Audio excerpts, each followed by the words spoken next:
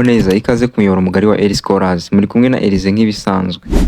Nk'uko mubimenyereye channel yacu tubagezaho amakuru y'ingenzi yaba ari scholarship ndetse na job opportunities ziboneka mu Rwanda ndetse no hanze y'u Rwanda. Uyu munsi nshaka kubasangiza ibibazo bitandukanye abanyeshuri bari kwibaza byerekeranye na buruse ndetse na application zizatangira muri University of Rwanda ndetse na Rwanda Polytechnic. Bari kwibaza benshi ati application ya University of Rwanda Rwanda Polytechnic izatangira ryari? Ese amanota fatizo yo kuri buruse amanota bagenderaho n'ayahe masomo ari muri University of Rwanda cyangwa muri Rwanda Polytechnic umuntu yaba yemerewe kwa applyingamo akaba yahabwa buruse? Ese hashingirwa kuki kugira ngo umuntu yemererwe ayo masomo? Ibi n'ibindi byose muri kwibaza bigiye gusubirizwa hamwe muri iyi video. Ikintu usabwa we ni ugukurikira video witonze udacikanwa akantu na kamwe. Ese wari uzi ko hari abanyeshuri bagiye babura buruse bitewe no kutagira amakuru? Cyangwa ugasanga hari umunyeshuri wari ufite amanota makeya akabona buruse kubera ko afite amakuru afatika bikamufasha, hanyuma umuntu ufite amanota menshi yarabitereranya ataragiye ashaka amakuru yizewe y'ingenzi akabura buruse. Ikintu usabwa ni ugukurikira video yose ntucikanwa akantu na kamwe kugeza video irangiye. Ntaribagirwa kuri wewe mushya utarakora subscribe, kanda subscribe ukande turn on all notification kugira ngo video yose tuzajya tubagezaho igiti kugeraho bigufashe kuba wakora application mu wa mbere bitewe nuko wabonye amakuru ku gihe kandi amakuru yizewe. Nkuko nakomeje kugenda bigaruka mbabwira ko tujye kurebera hamwe ibibazo by'ingenzi. Ikibazo cya mbere kirabaza kiti ese buruse uyu mwaka bazafatira ku manota angahe?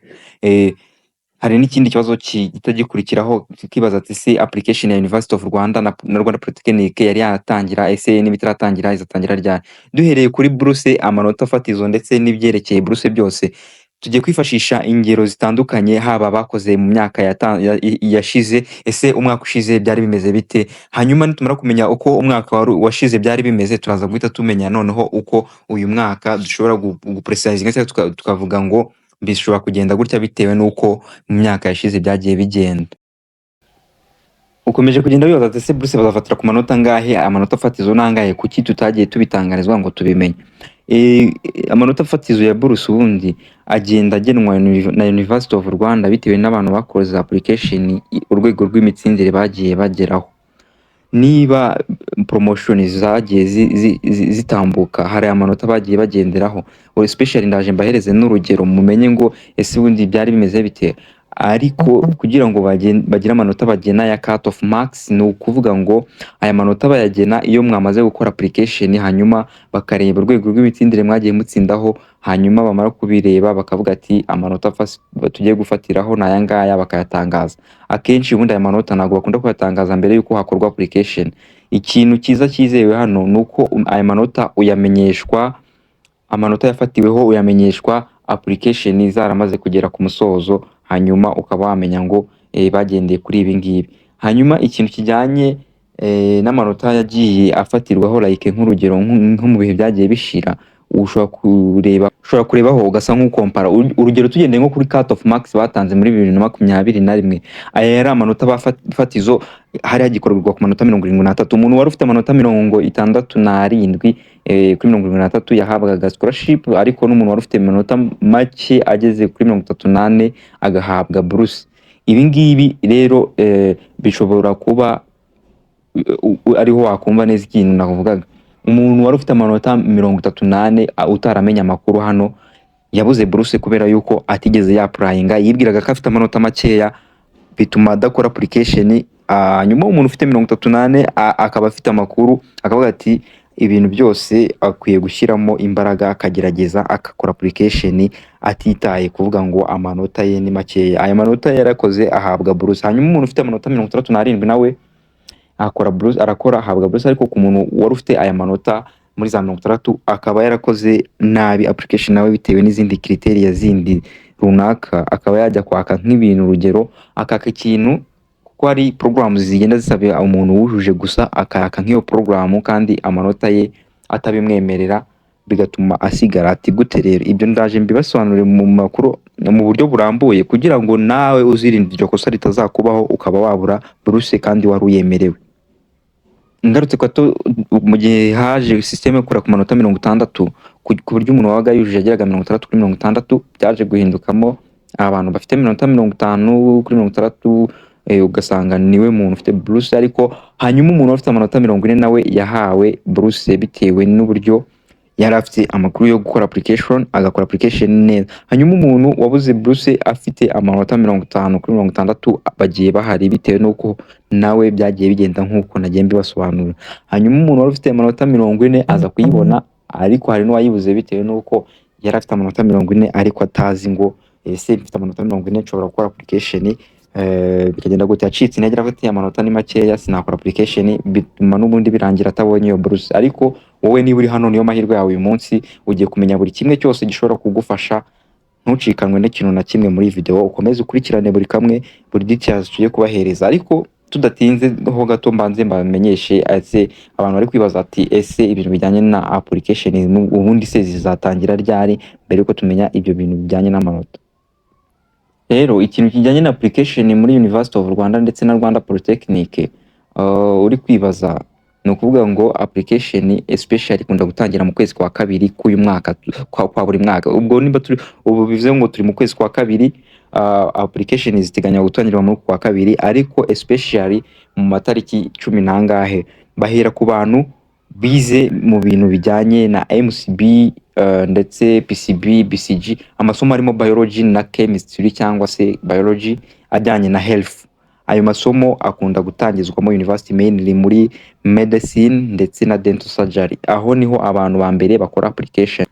Urugero reka tugendeye nko kuri announcement y'uyu mwaka ushize, mu bantu baprayinze muri 2023 2023 bagiye bagenda bahamagarwa ku itariki y'ukwezi kwa kabiri. Ni ukuvuga ngo application kuri abo ba medicine nizo zibanza ndetse na dental surgery. Izo application zitangira mu matariki 10 nangahe y'ukwezi kwa kabiri. Namwe mu ready mutegura ibisabwa hafi kugira ngo abantu bazifuza ko tubafasha muri application namwe tuzabafashe nkuko dusanzwe tubikora. Hanyuma nkuko muri kubona muri announcement, ugendeye ku byo uri kubona ahangaha, University of Rwanda yari yatangaje ko application yatangiye ikaba open, ariko hano hari mu kwezi kwa kabiri irafungura, ikaba yari yararangiye ku itariki 19 z'ukwezi kwa gatatu mu mwaka ushize. Namwe mwumve ko application zirabura agahe gato cyane ngo zitangire. Hanyuma guidelines zose zigenga application tugomba kuzibasobanurira kugira ngo hatagira akantu na kamwe kagira ute kabacika muri application. Hanyuma University of Rwanda tumaze kumenya igihe application zizatangira ko ari mu kwezi kwa kabiri mu matariki 10 cyangwa mukomeze kuba. Ikindi makwiye kumenya n'abantu bari kwibaza se Rwanda Polytechnic nayo ko tuzi ko abantu benshi dukeneye gukora ama application yo izatangira ryari. Iyi Rwanda Polytechnic umwaka ushize yatangiye ku itariki 26 z'ukwa gatatu kugeza mu kwa kane. Iyo itangira nyuma ya University of Rwanda. University of Rwanda ikimara gukora ama applications, Rwanda Polytechnic nayo ihita ikurikizaho igafungura application ku bantu babyifuza bagatangira gukora ama application ahantu hatandukanye. Ngaya ndi makuru y'ingenzi ukeneye kumenya. Abantu bagiye bibaza ikibazo bibaza ati se muri University of Rwanda habaye ahe faculties cyangwa se ayo bita options, ni iki nakwiga muri University of Rwanda? Ese nakwiga iki? Nuko mwagiye mubyibaza ndetse wagiye wibaza ibibazo byinshi, hano ngiye kugusubiza nkwereke n'ibintu n'amasomo ari available muri University of Rwanda. University of Rwanda ubundi igira college esheshatu. Hari College of Science and Technology, iyo ni college ya mbere. Hano tugiye guheraho turebe hamwe ibintu birimo. Iyi college nkuko muri kubyumva benshi ku banyeshuri especially basoje uyu mwaka badasanzwe basobanukiwe ibyo ari byo, ni college ya science n'ubumenyi bw'ikoranabuhanga. College of Science and Technology igizwemo na engineering, ikabamo ibintu bijyanye na School of ICT. Ubwo nukuvuga ngo muri School of Engineering hari abantu bashaka kwiga engineering mu bintu bitandukanye, muzaza murebe muri College of Science and Technology. Hari ibintu biba bisabwa kugira ngo wige kimwe muri ibi bintu. Ntago ari gupfa kuza uhitamo ibyo wabonye nkuko nagiye mbabwira. Ikintu cya mbere ni amakuru. Aya makuru ni ingenzi cyane. Niba ushaka kwiga muri engineering, nibura ugomba kuba warize combination yawe warizemo math na physics. Nimba uzi ko wize math na physics nkuko muri kugenda mubibona kuri party kuri side ya hano, bagenda babyerekana. Dore ngizi, izi ni option zose zemerewe kugira ute gusaba muri combination cyangwa se muri option ijyanye na engineering. Abantu bashaka kumenya engineering zirimo for more details muze kujya muri comment mubaze ibibazo mwifuza, ndetse n'abantu bashaka iyi document mwanyandikira muri comment mukambwira nkabahereza document, cyangwa mukajya no muri description ushobora kuza kubaherezamo ino document mukayi accessing. Hanyuma ku bantu bashaka kwiga muri School of Science, ubwo science nayo turacyari muri College of Science and Technology, harimo amawusheni menshi nkuko muri kuyabona hano, biochemistry, biotechnology, biology, applied mathematics, statistics, ndetse abantu bagiye baziga hano hari ama combination agiye yemerewe kuzisaba. Uvuye kuri college ya science ndetse n'abantu bashaka kwigamo ibintu bya technology, uraza ujye kuri college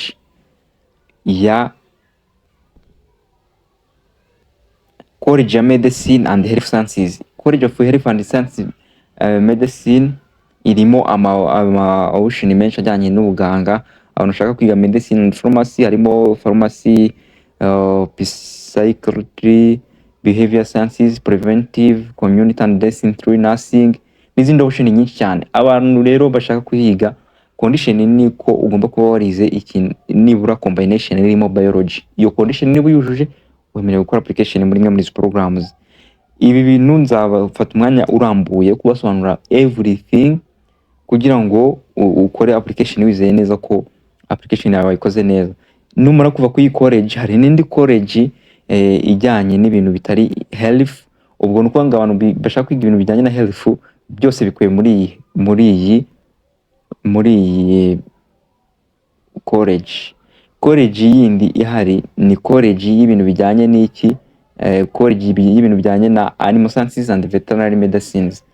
Abantu benshi mu basoje muri combination zitandukanye zirimo biology n'ubundi, ndetse n'aba TVET, abantu basoje muri TSS, bamwe na bamwe bize animal health, abize food sciences. Hano harimo ama combination abareba.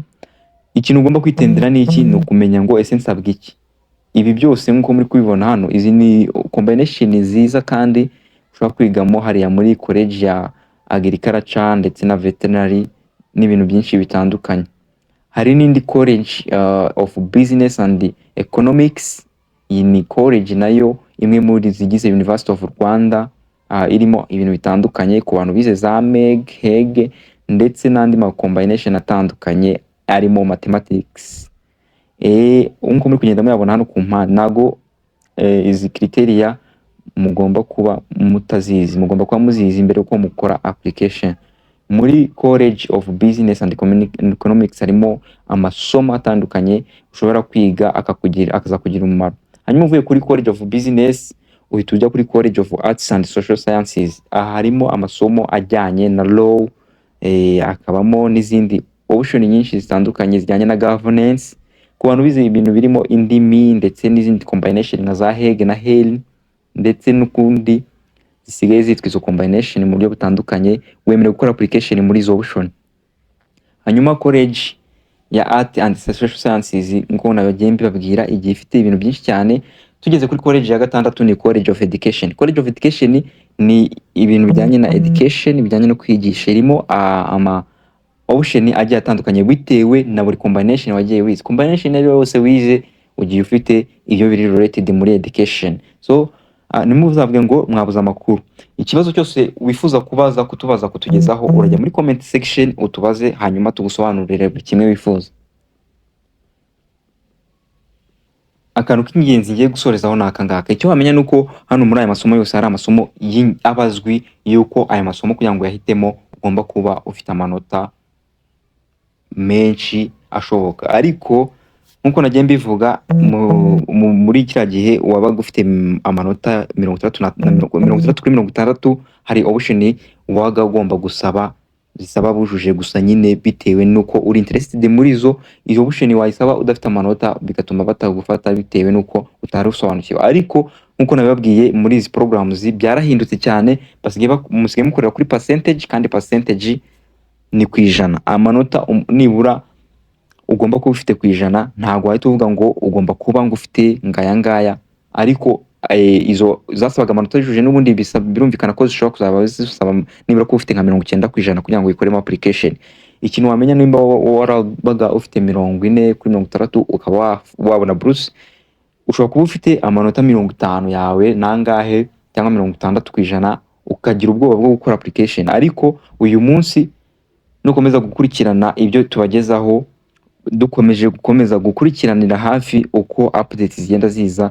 Vuba aha ndaza kubagezaho izindi updates zijyanye n'umuntu ushaka gukora application muri University of Rwanda ndetse na Rwanda Polytechnic, ndetse ndushaho kubasobanuriraho byinshi biruseho mu bintu bijyanye n'amanota, kugira ngo uzakora application uvuga ati amanota yanjye namaze gusobanukirwa ibyo nemerewe ndetse n'ibyo ndi interested mo, nkashobora kuba nafata iki ngiki runaka kugira ngo mbe nahabwa buruse ya leta nanjye njye kwiga kaminuza. Abantu mwese mwakurikiye video yacu ndabashimiye, mukomeze kugubwa neza aho muherereye hose.